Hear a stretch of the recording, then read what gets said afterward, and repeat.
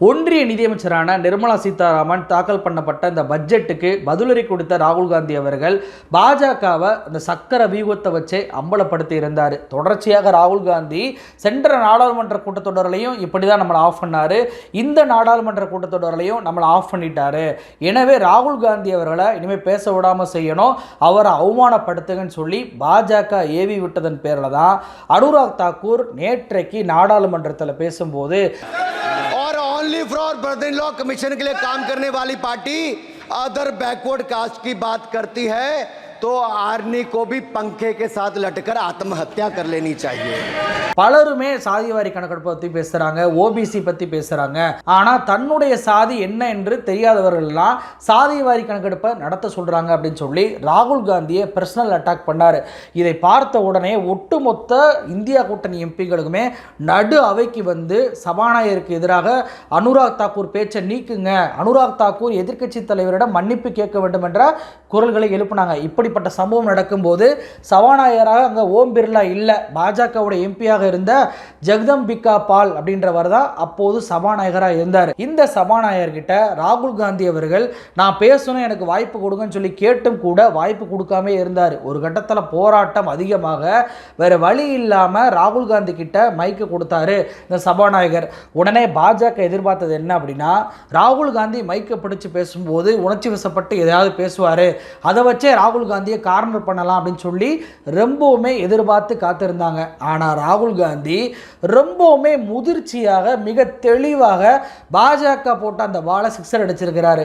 என்ன பேசினார் தெரியுமா? जितना मेरा आप लोग इंसल्ट करना चाहते हैं आप खुशी से करिए, आप रोज करिए, मगर एक बात मत भूलिए, जाति जनगणना को हम यहाँ पास करके दिखाएंगे. அதாவது உனக்கு எவ்வளவு முடியுமோ, எவ்வளவு விருப்பம் இருக்கோ அவ்வளவு தூரம் நீ என்னை அவமானப்படுத்திக்கோ, ஆனால் ஒரு விஷயத்தை மனசில் வச்சுக்கோ, நான் சாதி வாரி கணக்கெடுப்பை இந்த அவையில் கட்டாயம் நிறைவேற்றிய தீருவேன் அப்படின்னு சொல்லி சொன்ன உடனேயே ஒட்டுமொத்த நாடாளுமன்றமே கைத்தட்டலில் அதிர்ந்துருச்சு அப்படின்னே சொல்லலாம். பாஜக தரப்பு மயான அமைதிக்கு போயிட்டாங்க. என்னடா ராகுல் காந்தி நம்ம ட்ரிகர் பண்ணுவோம், அவர் ட்ரிகர் அவரை பார்த்தா இப்படி சொல்லிட்டாரு அப்படின்னு சொன்னோடனே மறுபடியும் ட்ரிகர் பண்ணுவதற்காக அனுராக் தாக்கூர் என்ன தெரியுமா பண்ணார், நான் யார் பேரையும் குறிப்பிட்டு சொல்லலை, ஆனால் யார் எந்திரிச்சு பதில் சொல்கிறாங்க பாருங்க அப்படின்னு சொல்லி மறுபடியும் ராகுல் காந்தியை சீண்ட ராகுல் காந்தி அவர்கள் மறுபடியும் சொன்னது பாஜகவை ஒட்டுமொத்த இந்துக்கள் மத்தியிலுமே அம்பலப்படுத்துவதாக இருந்துச்சு. इस देश में दलितों की, आदिवासियों की, पिछड़ों की बात उठाता है, जो भी उनके लिए लड़ता है उसको गाली खाना ही पड़ता है. और मैं ये सब गालियां खुशी से खाऊंगा. மறுபடி மைக்க பிடிச்ச ராகுல் காந்தி மிக தெளிவாக யாராவது தலித்துகள், ஆதிவாசி, ஓபிசி இவர்களை பற்றி பேசினா அவமானப்படுத்துகிறாங்க, இப்படிப்பட்ட அவமானங்களை எல்லாம் நான் மகிழ்ச்சியோடு ஏற்றுக்கொள்வேன். மகாபாரதத்தில் அர்ஜுனன் மீனின் கண்ணை எப்படி பார்த்துக்கிட்டே இருந்தாரோ அதே போல் சாதிவாரி கணக்கெடுப்பை நான் பார்த்துக்கிட்டே இருப்பேன், அதை நடைமுறைப்படுத்துவதையும் உறுதிப்படுத்தியே தீருவேன் அப்படின்னு சொல்லி ராகுல் காந்தி தீர்க்கமாக பேசினாருங்க. அது மட்டுமல்ல, எல்லா எதிர்க்கட்சி எம்பிகளுமே அனுராக் தாக்கூர் மன்னிப்பு கேட்கணும்னு சொல்லும்போது அனுராக் தாக்கூர் என்னை அவமானப்படுத்தியதற்காக அவரை மன்னிப்பு கேட்கணும்னு சொல்லி சொல்ல மாட்டேன், அந்த மன்னிப்பு என்பது எனக்கு தேவையே இல்லை அப்படின்னு சொல்லி ராகுல் காந்தி ஆன் த ஸ்பாட்லேயே ஒரு தரமான பதிலடியை கொடுத்தாரு. இருந்தாலும் கூட எதிர்க்கட்சி எம்பிகள் இதை விடுவதாக இல்லை. அகிலேஷ் யாதவ் எந்திரிச்சு நின்று बड़े दल के नेता हैं, मंत्री रहे हैं, बड़ी बात कर रहे थे, मैं महाभारत शकुनी ये सब बातें कह रहे थे, दुर्योधन तक यहाँ ले आई है.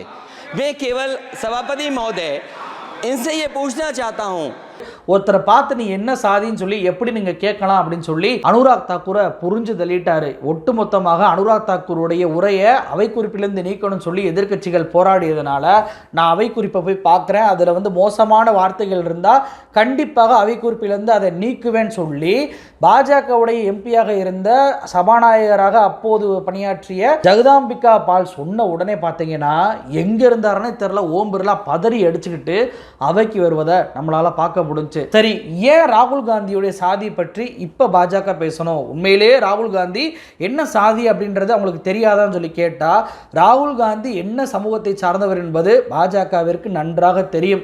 2 வருடத்திற்கு முன்னாடி ஜம்மு காஷ்மீருக்கு போன ராகுல் காந்தி அவர்கள் அங்கிருக்கக்கூடிய மக்களிடம் பேசும்போது कश्मीरी पंडित है, अपने भाइयों से कह रहा हूं कश्मीरी पंडित जो भाई हैं நானும் சரி என்னுடைய குடும்பமும் சரி நாங்கள் காஷ்மீர் பண்டிட் சமூகத்தை சேர்ந்தவர்கள் அப்படின்னு சொல்லி ஓப்பனாகவே பேசியிருந்தார். அப்போதே இப்போ மட்டும் உங்களுக்கு காஷ்மீர் பண்டிட் ஞாபகம் வந்துச்சா? நீங்கள் ஆட்சியில் இருக்கும்போது காஷ்மீரில் என்னென்னலாம் நடந்துச்சு அதெல்லாம் மறந்துட்டீங்களான்னு சொல்லி அப்போதே, அதாவது 2 வருஷத்துக்கு முன்பே பாஜக பதிலடியை கொடுத்துருந்தாங்க. எதற்காக? ராகுல் காந்தி தன்னுடைய சமூகத்தை வெளிப்படுத்தியதற்காக. அப்போது ராகுல் காந்தி என்ன சமூகம் என்பது பாஜகவிற்கு முன்பே தெரியும். தெரிந்தும் கூட அவர்கள் ஏன் இப்போ இதை சொன்னாங்க அப்படின்னா, ராகுல் காந்தியை ட்ரிகர் பண்ண வைக்கணும் அப்படின்றக்காண்டி தான். இதை உறுதிப்படுத்தும் விதமாக பார்த்தீங்கன்னா, இப்படி அனுராக் தாக்கூர் எம்பி பேசினா பிரதமராக இருக்கக்கூடிய மோடி அவர்கள் அவைக்கு வரமாட்டார் ராகுல் காந்திக்கு பயந்து. அப்படிப்பட்ட மோடி அவர்கள் என்ன சொல்லியிருக்கணும்? என்னுடைய எம்பி இப்படி பேசுனது தப்புன்னு சொல்லியிருக்கணும். ஏன்னா சாதிவாரி கணக்கெடுப்பு நடத்தணும் அப்படின்னு சொல்லி தேர்தல் பிரச்சாரங்களில் ராகுல் காந்தி பேசும்போது மோடி என்ன சொன்னார்? பாருங்க, இந்துக்களை சாதி ரீதியாக பிளவுபடுத்த பார்க்குறாங்க, இந்தியா கூட்டணியோட மறைமுக அஜெண்டா இதுதான், இந்துக்களை உடைக்க பார்க்குறாங்கன்னு சொன்ன அதே மோடி சாதியை ஆதரித்து அனுராக் தாக்கூர் பேசும்போது கண்டிச்சிருக்கணுமா இல்லையா? ஆனால் அந்த மோடி என்ன தெரியுமா பண்ணார்? அனுராக் தாக்கூருடைய வீடியோ பேசினார்ல, அந்த வீடியோவை தன்னுடைய ட்விட்டர் பக்கத்தில் ஷேர் பண்ணி இதை கட்டாயம் எல்லோரும் பார்க்க வேண்டும் என்ற வார்த்தையை பயன்படுத்தியிருக்கிறாருங்க. அனுராக் தாக்கூர் பேசியதை நீங்கள் கவனித்து பாருங்கள். அதில் தன்னுடைய சாதி என்பது என்னவென்று தெரியாதவர் சாதிவாரி கணக்கெடுப்பை பற்றி பேசுகிறார்ன்றாரு. அப்போ இதுலேருந்து என்ன தெரியுது அப்படின்னா, ராகுல் காந்தியோடைய அம்மா சோனியா காந்தி இந்த நாட்டை சேர்ந்தவர் அல்ல, அவர் இத்தாலி நாட்டை சேர்ந்தவர். இத்தாலி நாட்டை சேர்ந்தவருக்கு பிறந்தவர் இங்கே சமூகத்தில் இருக்கக்கூடிய ஒருவராக இருக்க முடியாது. அப்ப இவருக்கு இவருடைய சாதி என்பது தெரியாது என்ற அடிப்படையில், பிறப்பின் அடிப்படையில் ராகுல் காந்தியை அவருடைய தாயாரை வைத்து அவமானப்படுத்த வேண்டும் என்ற ஒற்றை நோக்கில் தான் பாஜக இப்படி பேசி இருக்கு. இந்திய நாடாளுமன்றத்திலேயே ஒரு நாடாளுமன்ற உறுப்பினரை சாதியை சொல்லி அவமானப்படுத்தின ஒரு சம்பவத்தை, இதை கட்டாயம் பாருங்க, டர்ட்டி பாலிடிக்ஸ், இந்தியா கூட்டணியோட டர்ட்டி பாலிடிக்ஸை அம்பலப்படுத்தி இருக்கிறார் அனுராக் தாக்கூர்னு சொல்லி புகழக்கூடிய வேளையில் மோடி அவர்கள் ஈடுபட்டிருக்கார். அப்படின்னா இது முன்பே அனுராக் தாக்கூருக்கு கொடுக்கப்பட்ட அஜெண்டாவா என்ற கேள்வி இன்னைக்கு எழாமல் இல்லை. ஏன்னா மோடி அவர்கள் அனுராக் தாக்கூரை கண்டிக்காம அவருடைய பேச்சை புகழ்ந்து பரப்புகிறார் என்றார். ராகுல் காந்தி அட்டாக் செய்யப்பட வேண்டும் என்று மோடி விரும்பி இருக்கிறார் என்பது இதன் மூலமாக தெளிவாக தான் இல்லையா? அனுராக் தாக்கூருடைய வாதப்படியை வச்சா கூட தான் எந்த சாதி என்று தெரியாதவர் சாதிவாரி கணக்கெடுப்பை பற்றி பேசக்கூடாதுன்றார்ல. அப்போ பதிலுக்கு பொதுமக்கள் எல்லாம் சேர்ந்துட்டு கட்டிய மனைவியை, தாலி கட்டி கட்டிய மனைவியை ஒழுங்காக வாழ வைக்காதவர் எல்லாம் தாய்மார்களை பற்றி பேசலாமா என்று பிரதமர் மோடியை பார்த்து கேட்டா என்ன ஆகும்? அது மட்டுமல்ல, கட்டிய மனைவியை குஜராத்தில் அவர் ஸ்கூலில் வேலை பார்க்குறாரு, அவர் யாருமே சந்திக்க கூடாது என்ற கெடுபடிகள் போட்டிருக்கிறாரு. இப்படிப்பட்ட நபர் பெண்கள் பற்றி எப்படி பேசலாம், நாரி சக்தி பற்றி எப்படி பேசலாம்னு சொல்லி பதிலுக்கு பொதுமக்கள் கேட்டா மோடியோட நிலைமை என்னாகும்? தேர்தலையே போட்டியிடாத நிர்மலா சீதாராமன் எப்படி பட்ஜெட்டை தாக்கல் பண்ணலாம் அப்படின்னு சொல்லி பதிலுக்கு மக்கள் கேட்டா நிர்மலா சீதாராமனுடைய நிலைமை என்னாகும்? இவ்வளவு ஏன், மோடி பெயர் வைத்தவர்கள் எல்லாம் இங்க ஏமாத்தி வெளிநாட்டுக்கு ஓடி போயிடுறாங்கன்னு சொல்லி ராகுல் காந்தி தேர்தல் பிரச்சாரத்தில் பேசும்போது கூட என்னுடைய சமூகத்தையே கொச்சைப்படுத்திட்டாங்க, நான் ஓபிசி என்பதற்காக தொடர்ச்சியாக என்னை காயப்படுத்துறாங்கன்னு சொல்லி நீலி கண்ணீர் வச்சு ஒப்பாரி வச்சு பேசினவர் தானே மோடி. அப்போ உங்களுடைய மோடி சமூகத்தை பற்றி, மோடி சாதியை பற்றி குறிப்பிட்டு பேசும்போது உங்களுக்கு அவ்வளோ கோவம் வந்துச்சுல.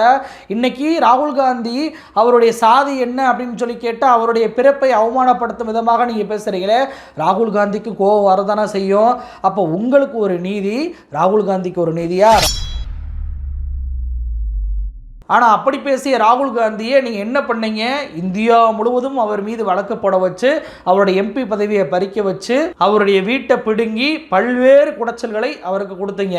ஆனால் இங்கே உங்களுடைய எம்பி இப்படி பேசுகிறாரு, அவரை நீங்கள் கண்டிக்காமல் அதை பாராட்டி கட்டாயம் பார்க்க சொல்கிறீங்க அப்படின்னா உங்களுடைய மனநிலை எப்படிப்பட்டது அப்படின்றத உங்களுடைய ட்விட் மூலமாக இன்னைக்கு நாட்டு மக்கள் தெரிஞ்சுக்கிட்டாங்க. அப்போ சாதிவாரி கணக்கெடுப்பை இவர் தொடர்ச்சியாக கேட்கிறார், இவர் விடமாற்றாரு, இவரை அவமானப்படுத்தணும் என்பதற்காக ராகுல் காந்தியை கொச்சைப்படுத்த நினைத்தது பாஜக. ஆனால் என்ன ஆச்சு தெரியுமா? ராகுல் காந்தி ட்ரிகர் ஆகாமல் இருந்ததுனால இன்னைக்கு ஒட்டுமொத்தமாக ட்விட்டர் பக்கத்துலையும் சரி, பொதுமக்களுடைய விவாதங்களையும் சரி, எல்லா இடங்கள்லையுமே ராகுல் காந்தியோடைய விவாதம் தான் நடக்குது. அதாவது ராகுல் கேட்கக்கூடிய சாதிவாரி கணக்கெடுப்பு என்பது சரியானது தானே அப்படின்னு சொல்லி கேட்க ஆரம்பிச்சிட்டாங்க. மிகவும் குறிப்பாக கார்கே அவர் அழகான ஒரு ட்விட்டை போட்டிருக்கிறாரு. என்ன போட்டிருக்காரு அப்படின்னா, நான் இந்தியன் தான், நான் தலித் தான், ஆனால் நான் எவ்வளவு இருக்கேன்றது எனக்கு தெரியல, நான் ஓபிசி ஆனால் நான் எவ்வளோ இருக்கேன்றது தெரியல, நான் ஒரு ட்ரைபல் ஆனால் நான் எவ்வளோ இருக்கேன்றது தெரியல, இந்த நாட்டுடைய பங்களிப்பில் என்னுடைய அளவுகள் எவ்வளவுன்றது எனக்கு தெரியல, பாஜக இதை மறைக்குது, இதுதான் பாஜக அரசுடைய தந்திரம் அப்படின்னு சொல்லி அழகான ஒரு ட்விட்டை போட்டு பாஜகவை அம்பலப்படுத்தி இருக்கிறாரு. அது மட்டும் கிடையாது, ஜெய்ராம் ரமேஷ், காங்கிரஸுடைய ஜெய்ராம் ரமேஷ் அன்பயாலஜிக்கல் பிஎம், நாடாளுமன்ற அவையில் நாடாளுமன்ற விதிக்கு எதிராக இப்படி ஒருத்தர் பேசுகிறாரு, அவரை கண்டிக்காமல் அதை பகிர்ந்து கட்டாயம் பாருங்கன்னு சொல்லி ஒட்டுமொத்த நாடாளுமன்ற விதியவே தூக்கி போட்டு மிதிச்சிருக்கிறாரு இந்த மோடி அப்படின்னு சொல்லியிருக்கிறாரு. அது மட்டுமல்ல, மிக முக்கியமான ஒரு விஷயத்தை சொல்கிறாரு. என்ன சொல்கிறாரு அப்படின்னா, சபாநாயகர் நான் அவை குறிப்பை பார்க்குறேன், அதில் தப்பாக இருந்துச்சுன்னா நீக்கிறேன்னு சொல்லி ஒரு உத்தரவாதத்தை கொடுத்திருக்கிறார்.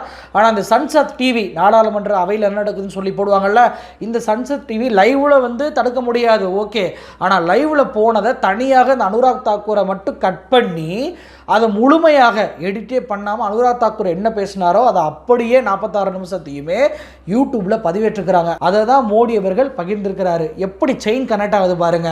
ராகுல் காந்தி சாதிவாரி கணக்கை கேட்கிறாரு, அனுராக் தாக்கூரை ஏவுறாங்க, அனுராக் தாக்கூரை மோடி புகழ்றாரு, மோடி புகழ்வதற்கு எதிராக சன்சாத் டிவி அந்த கட் செய்யப்படாத வீடியோவை ஏற்றுறாங்க. அப்போது இங்கே திட்டமிட்டு ராகுல் காந்தியை கார்னர் பண்ண நடந்திருக்கு பாஜக அப்படின்றதற்கு இதுவே சாட்சியாக இருக்குது. சரி, இப்படி பேசிய அனுராக் தாக்கூர் மீது நடவடிக்கை எடுக்கணுமா இல்லையா?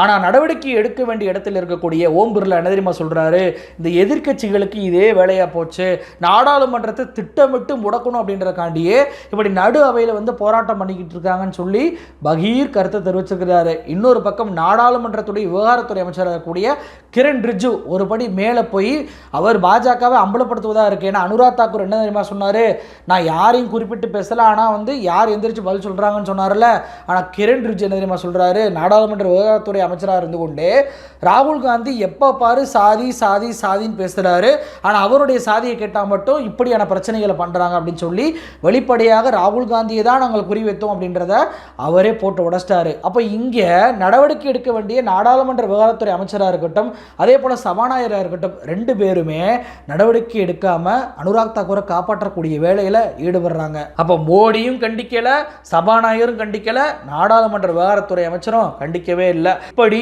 அனுராக் தாக்கூரை காப்பாற்றுவது என்பது இது முதன்முறை கிடையாது. இந்த அனுராக் தாக்கூர் ஒரு மோசமான எம்பி, ஒரு மோசமான ஒரு சங்கி என்பதற்கு பல்வேறு உதாரணங்கள் இருக்கு. மிகவும் குறிப்பாக ஜனவரி 2020 நமக்கெல்லாம் தெரியும், டெல்லியில சிஏஏக்கு எதிராக ஷாஹீன்பாக் போராட்டம் நடந்துச்சு. அந்த ஷாஹீன்பாக் போராட்டத்தில் ஈடுபட்டவர்களை எல்லாம் சுட்டு தள்ளணும் அப்படின்னு சொல்லி டெல்லியில பொதுக்கூட்டத்தை கூட்டி ஒரு ஸ்லோகனாக கத்தியவர் தான் இந்த அனுராக் தாக்கூர். இத்தனைக்கும் அப்போது அமைச்சராக இருந்தார். देश के गद्दारों को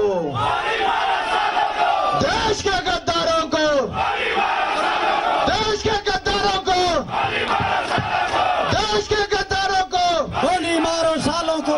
அப்ப இப்படி போராட்டக்காரர்களை சுட வேண்டும் என்று இவர் சொல்லிய பிறகு பார்த்தீங்கன்னா 3 துப்பாக்கி சூடு சம்பவங்கள் நடந்துச்சு. அதற்கு இவர் பேசிய அடுத்த மாதமே டெல்லி கலவரமும் நடந்துச்சு. ஆனா இப்படி பேசிய இந்த அனுராக் தாக்கூரை தன்னுடைய அமைச்சர் பொறுப்பிலிருந்து மோடி அவர்கள் நீக்கினாரா? இல்லவே இல்லை. சரி, அமைச்சர் பொறுப்பிலேருந்து நீக்கிறது கூட பெரிய விஷயங்க. ஒரு எஃப்ஐஆர் போட்டாங்களா அப்படின்னு சொல்லி கேட்டால் எஃப்ஐஆரும் போடலை. நல்லா கவனிங்க, பிப்ரவரி மாதம் டெல்லி கலவரம் நடக்குது. இந்த கலவரத்தை தூண்டிவிட்டது, ஏவி விட்டது எல்லாமே பாஜக.